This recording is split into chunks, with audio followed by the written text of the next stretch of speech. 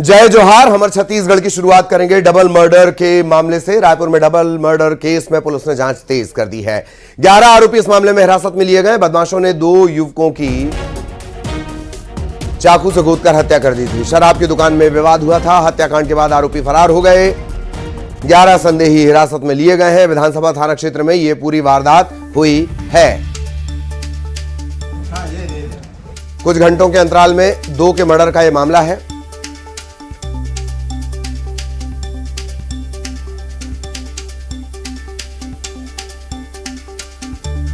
बदमाशों ने कल 2 युवकों को इसी शराब भट्टी पर चाकू से गोद करके जघन्य हत्या कर दी। आपसी रंजिश की वजह से जो 3 आरोपी थे ये पूरी घटना को अंजाम दिए हैं और हरीश साहू, हेमलाल देवांगन, इस दोनों को इसी शराब भट्टी में आपसी रंजिश की वजह से सभी यहाँ पर आए हुए थे और किसी बात को लेकर के फिर से विवाद हुआ और यहीं पर उसकी चाकू से गोद कर हत्या कर दी गई। आरोपी इतने में ही नहीं माने, यहाँ से उठा करके आरोपियों को ले गए और पीट कर उसकी हत्या कर दी। जब दोनों को अस्पताल ले जाया गया जहाँ उसकी मौके पर मौत हो गई। और इस तरह से जो वारदात है, चाकूबाजी की घटना है, लगातार सामने आ रही हैं। छोटी छोटी बातों को लेकर के अपराधी चाकूबाजी कर रहे हैं और यही वजह है कि टीनेजर्स और युवा बड़ी संख्या में जेल जा रहे हैं। आखिर पुलिस का खौफ क्यों नहीं है? और रायपुर डबल मर्डर केस से मृतक हरीश साहू जो है उसके परिजनों ने शव लेने से इनकार कर दिया है। पुलिस कर्मियों के व्यवहार से परिजन नाराज हैं। परिजनों का आरोप है कि विधानसभा थाने में उनके साथ दुर्व्यवहार हुआ। पीड़ित के परिजन विधायक से भी मिले हैं।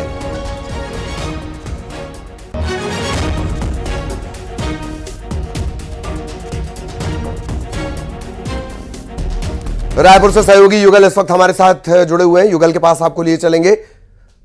युगल, क्या कुछ अपडेट है ये भी बताएं। एक बात, दूसरी बात, हरीश साहू का भी अच्छा खासा ट्रैक रिकॉर्ड बताया जा रहा है जिसका मर्डर हुआ है। युगल जी बिल्कुल, देखिए हरीश साहू की हत्या हुई है। उसके परिवार वाले एक शादी समारोह में गए थे। जब वापस लौटे तो विधानसभा पुलिस उन परिवार के जो सदस्य हैं उनको ही वहां पर बुला करके थाना में पूछताछ करने लगी और परिवार वाले आरोप लगा रहे हैं कि उनके साथ दुर्व्यवहार किया गया है। थाना के स्टाफ द्वारा गाली गलौज की गई है, मारपीट भी किया गया है। अब परिजन नाराज है। उन्होंने स्थानीय विधायक हैं जो रायपुर ग्रामीण के विधायक है, उनसे मुलाकात की है और अपना पक्ष भी रखा है। साथ ही उनके जो मृतक है उसका शव है वो पीएम के लिए भेजा गया था। अब शव लेने से परिजनों ने इनकार कर दिया है। फिलहाल मान मनोबल जारी है, लेकिन ये दोहरे मर्डर कांड की जो मामला आया है उससे सवाल ये उठता है कि आखिर राजधानी रायपुर में हो क्या रहा है और इस तरह की आपराधिक जो प्रवृत्ति के लोग हैं वो लगातार जो वारदात है उसे अंजाम दे रहे हैं। फिलहाल पुलिस ने इस पूरे मामले में अब तक के 11 जो संदेही है उनसे पूछताछ कर रही है। हालांकि अभी जो पुलिस की ओर से कोई अधिकृत बयान भी नहीं आया है कि किन की गिरफ्तारी हुई है, लेकिन इस पूरे डबल मर्डर कांड के मामले में 11 आरोपियों को जो संदेही हैं उनसे पूछताछ की जा रही है। जी ललित। चलिए, बहुत धन्यवाद युगल आपका इस अपडेट के लिए। सहयोगी युगल विस्तार से जानकारी दे रहे थे। अंबिकापुर की बात करेंगे। महिला कॉलेज में छात्राओं से रैगिंग का मामला सामने आया। छात्राओं ने सीनियर्स पर रैगिंग के आरोप लगाए हैं। मैदान में ले जाकर पीटा गया, पीटने का वीडियो बनाया गया, आत्महत्या के लिए तक उकसाया गया, ये आरोप लग रहे हैं। पीड़ित छात्राओं ने कड़ी कार्रवाई की मांग की है। कॉलेज प्रबंधन पर लीपापोती के आरोप लग रहे हैं। बात है शनिवार का, मैं कैंटीन में बैठी हुई थी। वहाँ पे मेरे पास एक लड़की आई जो मेरे को ग्राउंड में लेकर के गई। ग्राउंड में ले जाने के बाद वो लोग मेरे को प्रेरित कर रहे थे ये बोलने के लिए कि जो बातें मैंने बोली नहीं हो उस बात को वो ज़बरदस्ती मेरे मुंह से निकलवाना चाह रहे थे। मैंने मना किया तो उन लोगों ने मेरे ऊपर थप्पड़बाजी चालू कर दिया। इसके बाद उन लोगों ने पूरा इस वीडियो को पूरा बनाया, ये सब कुछ करते हुए वीडियो बनाया मेरे साथ और साथ ही साथ मुझे प्रेरित किया कि मैं सुसाइड कर लूं और सुसाइड करूं तो उनमें से किसी भी लड़की का नाम ना मैं लिख के जाऊं और ना मैं बोल के जाऊं। एक कैंटीन में बैठे हुए थे, कुछ लड़कियां आई और उसके बाद कसब पे धावा बोल दी, मतलब उसको कहीं और लेकर के चली गई। फिर उसके बाद इसको खूब मारे पीटे कि दूसरे का नाम उगलवाना चाह रहे हैं कि तू ऐसा बोली है बोल। जब ये ऐसा बोली ही नहीं है तो ये कैसे बोल देगी कि बोल या फिर ना बोल। BSc first year first semester और बीकॉम फर्स्ट सेमेस्टर दोनों फर्स्ट सेमेस्टर की लड़कियों के बीच हुआ है। यानी जो आरोप लगे हैं मार खाने वाली लड़की का झापड़ से और जिसने मारा है, जैसा आरोप लगे हैं, वो दोनों चूंकि फर्स्ट सेमेस्टर के हैं तो मेरे को नहीं लगता कि ऐसा कोई रैगिंग का मामला है। लेकिन फिर भी अगर ऐसा हुआ तो हमारे यहाँ एंटी रैगिंग कमेटी भी है।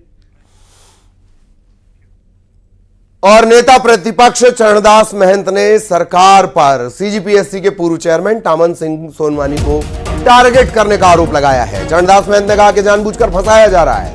महंत ने आरोप लगाया कांग्रेस के समय से के जो अधिकारी उन्हें निशाना बनाया जा रहा है। टामन सिंह सोनवानी को भी जानबूझकर फंसाया जा रहा है।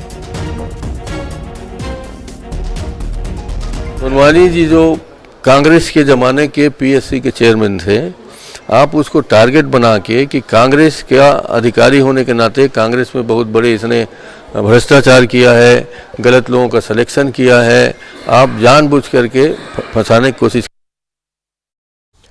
सहयोगी युगल हमारे साथ जुड़े हुए हैं, सीधा युगल के पास आपको लिए चलेंगे। युगल, कांग्रेस कह रही है कि जानबूझकर फंसाया जा रहा है और वो साथ में डट कर खड़े हुए हैं। युगल जी देखिए ललित, जब विधानसभा का चुनाव हुआ तो बीजेपी के मैनिफेस्टो में था कि जिन लोगों ने इस तरह के भ्रष्टाचार किए हैं उनको जेल के सलाखों के पीछे भेजा जाएगा। मतलब यही कि भ्रष्टाचार के आरोपियों को जेल के सलाखों के पीछे भेजा जाएगा। सीबीआई इस मामले पर जांच कर रही थी और कल रात को टामन सोनवानी है जो पूर्व चेयरमैन है पीएससी के, उसे अरेस्ट कर लिया गया है। और अब चरणदास महंत का है जो सीएलपी लीडर है, उनका बयान आया है कि उन्हें फंसाया जा रहा है और इस मामले में वो उनके साथ खड़े हुए हैं। तो अब उसे लेकर के छत्तीसगढ़ में एक बार राजनीति तेज हो गई है। बीजेपी ने पलटवार करते हुए सीएलपी लीडर से पूछा है कि क्या अन्य जो आरोपी हैं जैसे समीर बिश्नोई जो जेल में है, सौम्या सौरसिया जो जेल में है, क्या उनके साथ खड़े हुए हैं। साथ ही साथ बीजेपी ने ये भी सवाल पूछा है कांग्रेस से कि बीजेपी अगर टामन सोनवानी के कांग्रेस अगर टामन सोनवानी के साथ खड़ी हुई नजर आ रही है, मतलब यही है कि प्रदेश के युवाओं के खिलाफ है कांग्रेस। तो कुल मिलाकर यह है कि अब गिरफ्तारियां तो हो रही है, 2 लोगों को सीबीआई ने अरेस्ट किया है। तो इस पूरे मामले पर अब छत्तीसगढ़ में आरोप प्रत्यारोप तो लगी रहे हैं, साथ ही साथ एक दूसरे पर राजनीतिक जो तीर है ललित वो चलाए जा रहे हैं। जी बिल्कुल सही आपने युगल कहा। मैं भी वही लिस्ट निकाल कर देख रहा था। 17 नियुक्तियां थीं जिन्हें ननकीराम कंवर ने चैलेंज किया था। 5-7 तो टामन सिंह सोनवानी के रिश्तेदार हैं। मुझे ही लगा कई बार कि ललित सोनवानी कर लिया जाए क्या सरनेम। बहुत धन्यवाद आपका इस तमाम अपडेट के लिए, जानकारी के लिए। सहयोगी युगल विस्तार से जानकारी दे रहे थे। और अब खबर गरियाबंद से। गरियाबंद में एबीवीपी के सैकड़ों छात्रों ने नेशनल हाईवे को जाम कर दिया। ये कॉलेज और स्कूल भवन निर्माण की मांग कर रहे हैं। निर्माण कार्य में अनदेखी को लेकर छात्रों में गुस्सा है। स्कूल और कॉलेजों से रैली निकालकर छात्र जाम लगाने पहुंचे हैं।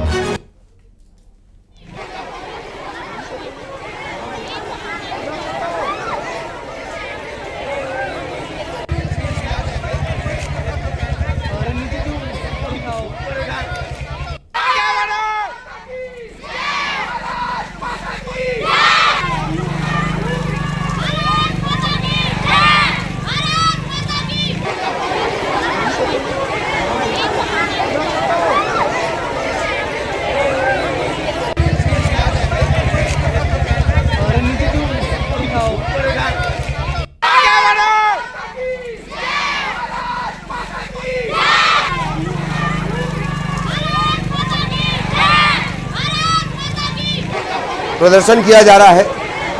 अखिल भारतीय विद्यार्थी परिषद की अगुवाई में सैकड़ों छात्रों ने नेशनल हाईवे को जाम कर दिया। कॉलेज और स्कूल भवन निर्माण की मांग कर रहे हैं। अनदेखी को लेकर, निर्माण कार्य में अनदेखी बरती जा रही है, इसे लेकर इनमें गुस्सा है। स्कूल और कॉलेजों से रैली की शक्ल में निकले। रैली निकालकर इन्होंने जाम लगा दिया। सैकड़ों छात्र इसमें शामिल हैं। ये साफ नहीं हो पाया कि ये जो सैकड़ों छात्र हैं वो कहां कहां निर्माण कार्य को लेकर आपत्ति दर्ज करा रहे हैं, कहां कहां के निर्माण कार्य में अनदेखी को लेकर इनकी नाराजगी है। अखिल भारतीय विद्यार्थी परिषद की अगुवाई में ये पूरा प्रदर्शन हुआ है।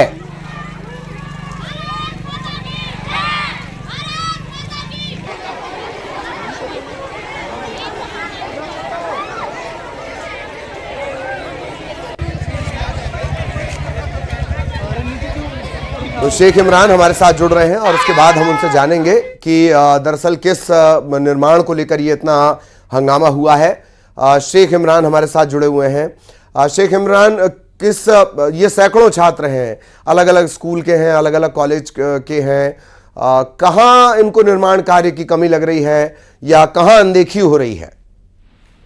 हाँ जी, देखिए, जो गोहरा पदर में जो स्कूल भवन है, जो कॉलेज भवन है और कॉलेज भवन का निर्माण को लेकर ये मांग कर रहे हैं, और जो स्कूल भवन है वहाँ अतिरिक्त कक्ष के निर्माण की मांग कर रहे हैं, जैसे हाई स्कूल हो गया और जो कॉलेज हो गया। यहाँ जो काम काज है वो काफी दिन से ठप पड़ा हुआ है और कहीं न कहीं ये जो छात्र हैं ये लगातार अधिकारियों से मांग कर चुके हैं कि जो निर्माण कार्य है उसे पूर्ण कराया जाए, लेकिन अनदेखी हुआ और अनदेखी होने की वजह से तमाम जो छात्र हैं वो एबीपी परिषद के बैनर तले आज नेशनल हाईवे 130 में वो जाम कर दिया और जाम करके जमकर प्रदर्शन किए हैं।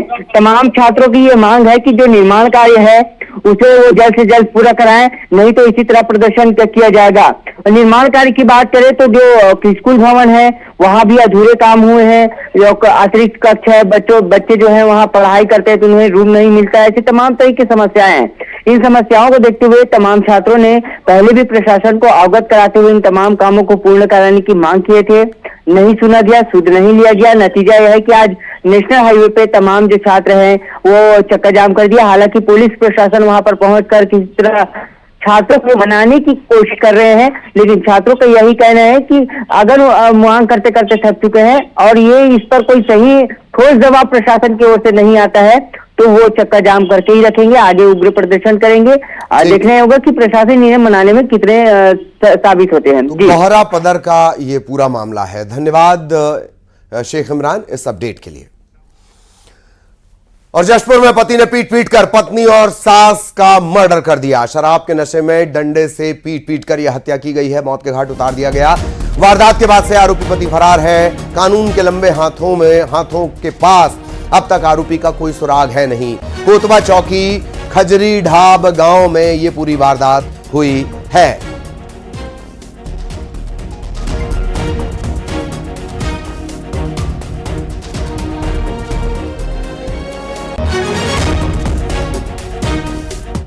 चौकी कोतवा थाना बागबाहर क्षेत्र अंतर्गत खजरी ढाब नामक स्थान पर खीर सागर यादव नाम के एक व्यक्ति द्वारा शराब के नशे में मामूली पारिवारिक विवाद पर अपनी पत्नी तथा अपनी सास की नृशंस हत्या कारित कर दी गई। विवाद के दौरान उसने लकड़ी के फाड़े से उनके सिर पर संघातक चोटें पहुंचाई, जिनसे उसकी पत्नी तथा उसकी सास का प्राणांत हुआ। इस पर मर्ग पंचायतनामा कार्रवाई की जा रही है, अपराध पंजीबद्ध किया गया है और अपराध के विवेचना के दौरान जो तथ्य आएंगे उनके अनुसार अग्रिम कार्रवाई की जाएगी और शीघ्र ही जो अभियुक्त है उसकी गिरफ्तारी कर उसको न्यायिक परीक्षा में भेजा जाएगा।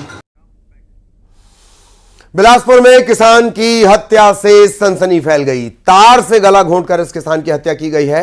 दरअसल ये अपने प्लॉट की रखवाली कर रहा था और इसके बाद इसके मर्डर की जानकारी लगी। तखतपुर के पकरिया गांव में ये वारदात हुई है। तार से गला घोंटकर हत्या।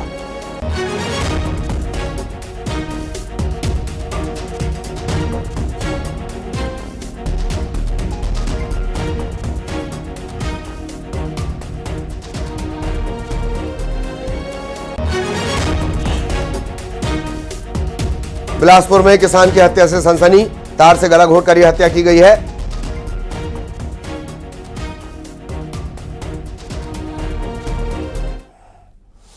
इधर दुर्ग में महिला थाने में जमकर हंगामा हुआ है। लव मैरिज को लेकर यह बवाल काटा गया। लड़की के परिवार वाले थाने पहुंचे, मारपीट के आरोप इन पर लगे हैं। लड़की के लव मैरिज करने से परिजन गुस्से में थे। हंगामे का वीडियो भी सामने आया है। भिलाई नगर थाना क्षेत्र का यह मामला है। मामला कुछ ऐसा है, एक तरफ मोहब्बत महलों वाली और जो आशिक है वो सड़क वाला। हो गई लव मैरिज, उसके बाद लड़की के परिजनों ने हंगामा कर दिया।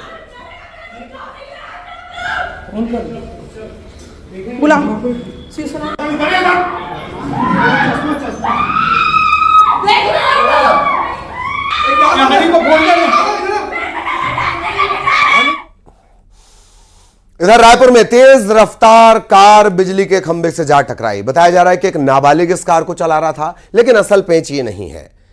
जो नाबालिग कार चला रहा था वो पुलिस कर्मचारी का बेटा बताया जा रहा है। रफ्तार इतनी तेज कि बिजली के पोल से टकराया और बिजली का पोल धड़ाम हो गया। कई घरों की बिजली गुल हो गई। अच्छा हुआ कि बिजली के पोल से टकराया था, वरना कई घरों के चिराग बुझा देता ये।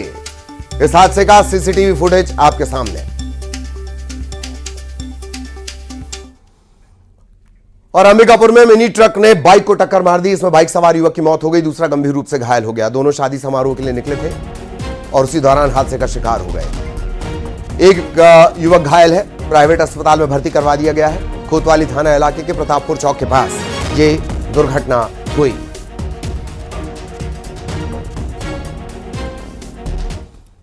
बलरामपुर में पिकअप और कार में हो गई टक्कर। हादसे में कार ड्राइवर की मौत हो गई, जबकि पिकअप का जो ड्राइवर है वो गंभीर रूप से जख्मी है, उसे भर्ती करवा दिया गया है। कार पहले तो एक बाइक से टकराई, इसके बाद पिकअप से टकरा गई। पिकअप का जो ड्राइवर है वो गंभीर रूप से जख्मी है, जिला चिकित्सालय में भर्ती करवा दिया गया है।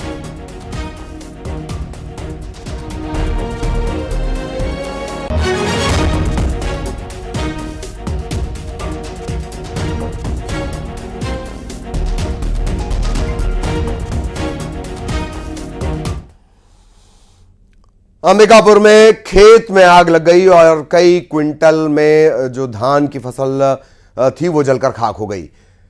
अभी प्राइमा फेसी शुरुआती तौर पर बदमाशों पर आग लगाने का शक है। फायर ब्रिगेड को इत्तला दे दी गई थी, उसने आग पर काबू पा लिया। कुन्नी चौकी लगती है, बिनिया गांव का यह मामला है।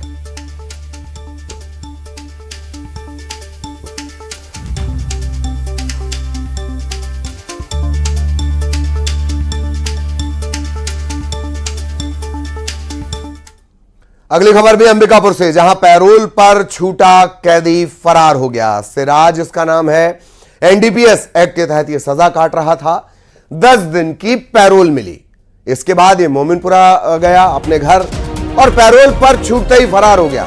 दोबारा वापस ही नहीं आया। जेल प्रबंधक ने कोतवाली थाने में शिकायत की है। सवाल ये कि पैरोल देने के नियम कायदे कानून होते हैं, कैसे दे दी पैरोल?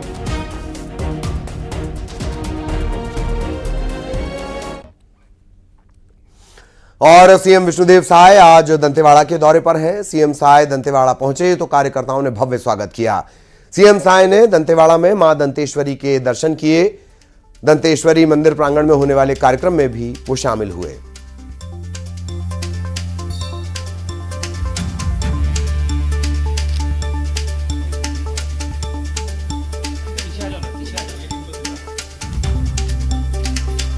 माई दंतेश्वरी का आशीर्वाद उन्होंने लिया, पूजा अर्चना की।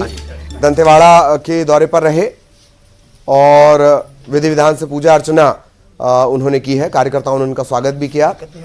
माई दंतेश्वरी की पूजा अर्चना, आशीर्वाद उन्होंने लिया। प्रदेश की खुशहाली की कामना माई दंतेश्वरी से उन्होंने की।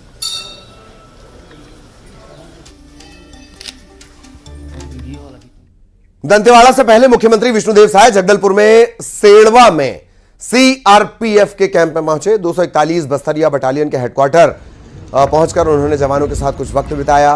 सीआरपीएफ की वर्दी उन्होंने पहनी, जवानों और अधिकारियों से मुलाकात की। सीएम साय ने नक्सल मोर्चे पर तैनात सभी जवानों को उपहार देकर उनका हौसला बढ़ाया। मुख्यमंत्री के साथ साथ पुलिस और प्रशासन के आला अफसर मौजूद रहे। एसटीएफ टीम को उपहार लेने के लिए मंच पर आमंत्रित करता हूं। और डिप्टी सीएम अरुण साव बीजापुर के दौरे पर रहे। व्यापारी नगरी गीदम में अरुण साव का फूल माला से स्वागत हुआ। बीजेपी कार्यकर्ताओं ने डिप्टी सीएम अरुण साव का स्वागत किया। पारंपरिक ढोल और नृत्य के साथ अरुण साव का स्वागत किया गया।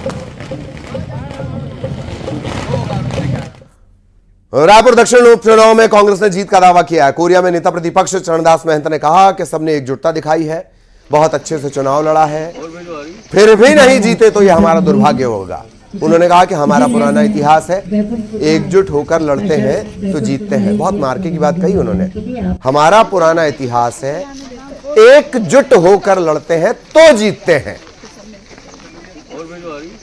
दक्षिण के परिणाम में यही कह सकता हूं कि हमारे प्रदेश भर के विधायक, पूर्व विधायक, ब्लॉक अध्यक्ष, जिला अध्यक्ष सब ने एकजुटता दिखाई है। बहुत अच्छे से चुनाव लड़े हैं। अगर नहीं जीतेंगे तो ये हमारा दुर्भाग्य होगा। हम लोग तो जीत की कामना करके आए, सब लोग वहाँ गए, ऐसा कोई आदमी नहीं बचा था, क्योंकि पुराना हमने इतिहास है हमारा कि हम एक होकर लड़ते हैं तो जीतते हैं। और अब टॉप 20।